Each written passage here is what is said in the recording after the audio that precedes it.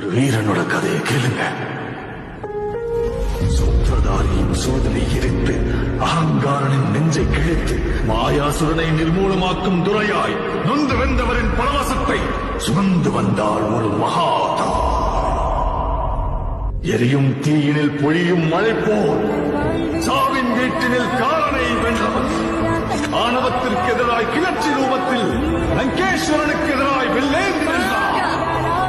இருக்கிற சிங்கம் வீரனொருவரின் கதை. இதீனை வென்ற வீரனொருவரின் கதை. வேட்டைக்காரரை வேட்டையாட